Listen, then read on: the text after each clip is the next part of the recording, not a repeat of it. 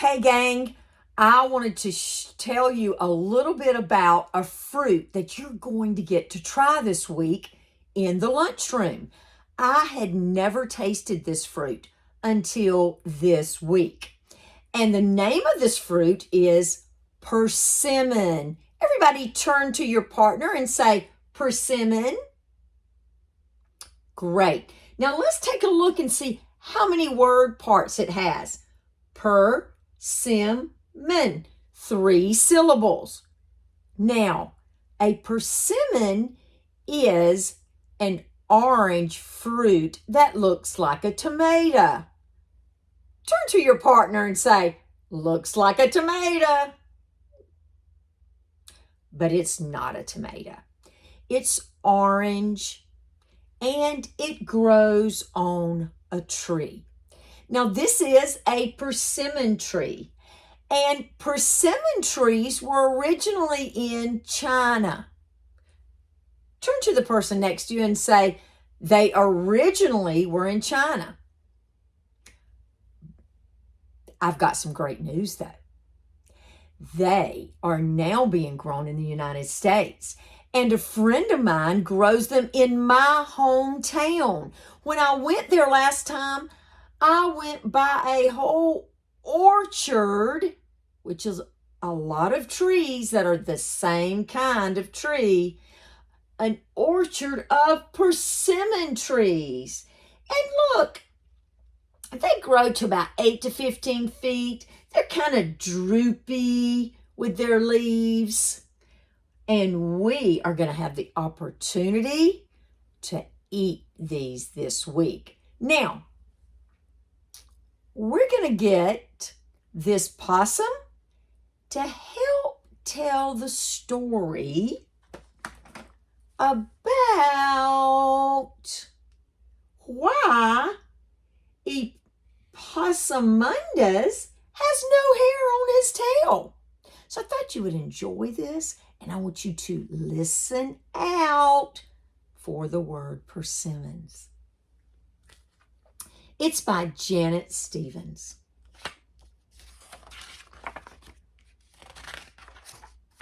Well, Epossumondas was sitting on the porch swing one day when Skunk came pussyfooting by. Hey, Epossumondas said. Skunk? Hi, Skunk, said Epossumondas. Now, Skunk and Epossumondas were waving friends, but they weren't playing together friends. So they waved, and Skunk pranced off by, swishing his black and white tail. Well, Epossumondas kept lollygagging there on the porch, thinking and swinging and swinging and thinking. And he was thinking about tails. Well, skunks have thick black and white tails, he thought. And foxes have bushy tails. And even hares have fluffy white powder puff tails, but my tail is just naked and pink and funny looking. After a while, Epossumondas went inside to find his mama. Mama, why don't I have hair on my tail? He asked, climbing onto her lap. Well, honey, Mama said, possums haven't always had naked tails. There's an old story. A long time ago, Papa Possum, your great-great-grandpa, had a fluffy little powder puff tail just like hair. All possums did in those days. Now, Papa Possum was a mighty smart fellow. He could fool animals much bigger than he was by playing dead. And he was a great storyteller too. But in spite of his smarts, sometimes he got himself into trouble. And this was one of those times. Papa Possum was sleeping peacefully in his cozy bed one morning when Well, Papa Possum got up and he said, "Who's that? Is that you, Stomach, growling and groaning and kicking up a ruckus?" "Grr, you are one hungry stomach. What's that you want? Persimmons, you say? Well, persimmons you'll get." So what did he want to eat? That's right. Let's see if he can find out. So Papa Possum headed down the road looking for persimmons. By and by, he came across his friend Hare, and they started jabbering and confabbering. "What you up to, Hare?" asked Papa Possum. "Nothing now," said Hare. He looked tired. "I've been working hard, planting, watering, and harvesting." "Wish I had planted something," moaned Papa Possum. "Stomach wishes it too. Hear that rumbling? He's craving persimmons." "Well, sounds good to me," said Hare. "You know, Bear likes persimmons because they're as sweet as honey." "How sweet are they?" "As sweet as honey." So he planted a whole mess, or orchard, right, of persimmon trees. Now, Hare wasn't so good at climbing trees, but he sure was good at cooking up plans. He figured he could get himself some of those persimmons and get Papa Possum to do all the work. "I'm sure Bear would want you to have some, Papa Possum," Hare said.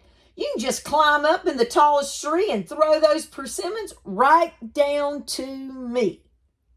Then you can take half and I'll take half. Deal?" Before Hare finished speaking, Possum lit out. Hare followed close behind. Do we see any possible problems?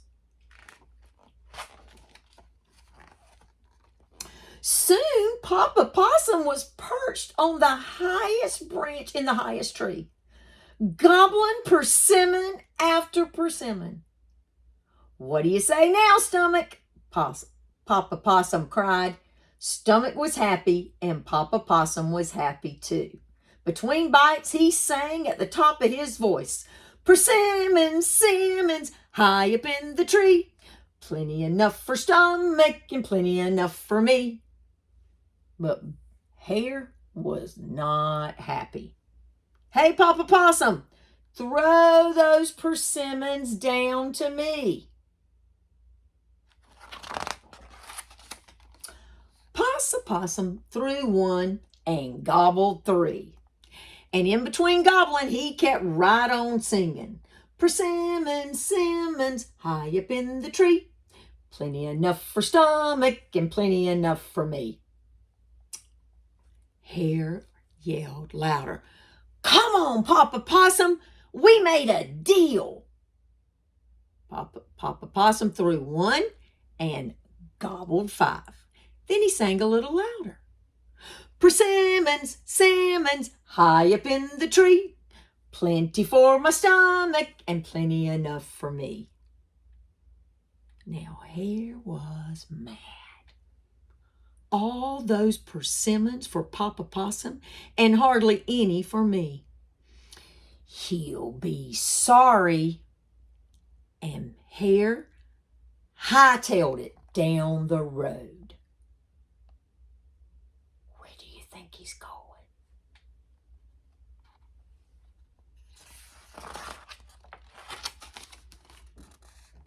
Who do you think he met on that road? That's right, Bear coming on home. "Hey, Bear," Hare called, "you hear that singing? I think maybe there's someone in your persimmon orchard." Then he skittle-daddled away. Bear stopped and he listened.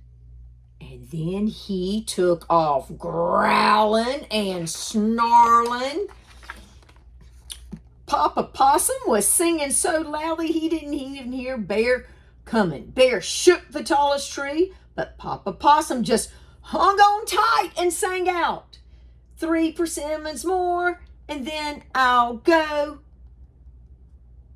Bear shook harder, but Papa Possum, he hung on tighter and sang out, 2 salmons more, and then I'll go.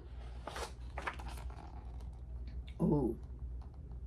Then Bear gave that tree a ferocious shake, and Papa Possum hung on for dear life. Even then he sang, just 1 more salmon more, and then I'll go. Bear shook that tree so hard you would have thought the earth was falling apart. And finally, down Papa Possum dropped. Down, down, down, right into a shower of ripe persimmons. The instant Papa Possum touched the ground, he got on his feet, going and bolted for the fence as fast as a racehorse. But Bear was fast too, and he got closer and closer. Stop, you persimmon picking possum. I'm going to teach you a thing or two. Just as Papa Possum slipped through the rails of the fence, Bear chomped his teeth around that little powder puff tail. And he wasn't going to let go. No, sirree.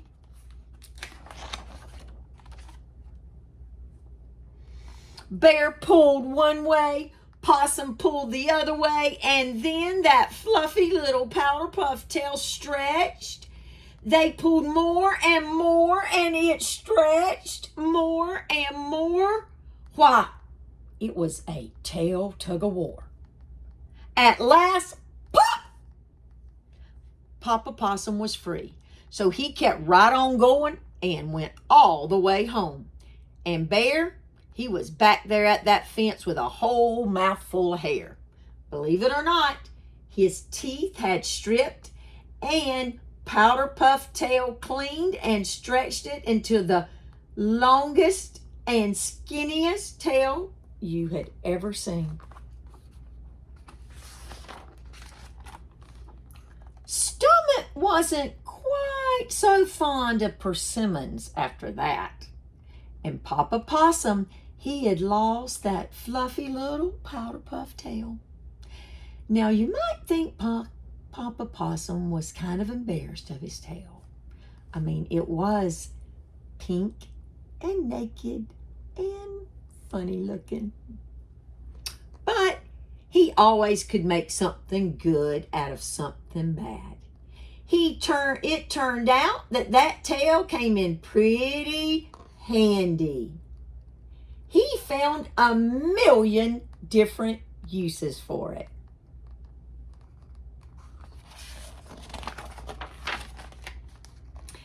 And ever since then, Mama said, hugging her baby close, no possum has ever had hair on his tail, including you, my sweet little patootie-doo.